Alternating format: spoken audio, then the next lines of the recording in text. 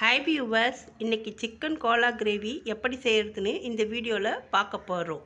ஒரு மிக்சிங் ஜாரில் chicken bread, கொத்தமல்லி, ஃப்ரைட் ஆனியன்ஸ், மிளகாய் மற்றும் கரம் மசாலா, சீரகப்பொடி, தனியாத்தூள் எல்லாம் போட்டு மிக்சியில் ஓட்டுங்க.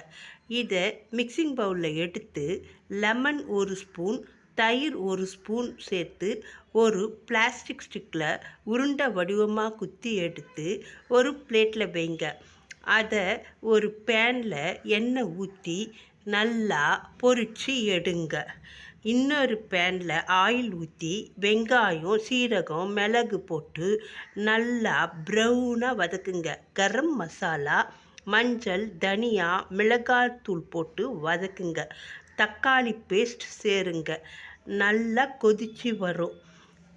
தயிரை ஊற்றி கொதிக்க விடுங்க. நல்லா மிக்ஸ் பண்ணிவிட்டு பொரித்த கோலா உருண்டையை அதில் போட்டு கொதிக்க விட்டு கொத்தமல்லி இலை தூவி இறக்குனா கோலா உருண்டை கிரேவி தயார். இந்த வீடியோ பிடிச்சிருந்தா லைக் பண்ணுங்கள், ஷேர் பண்ணுங்கள், சப்ஸ்கிரைப் பண்ணுங்கள். மேலும் இது போல் ரெசிபி வீடியோ அதிகமாக பார்க்க சாப்பிட்லாமா சேனலை சப்ஸ்கிரைப் பண்ணுங்கள் ஃப்ரெண்ட்ஸ். தேங்க்யூ.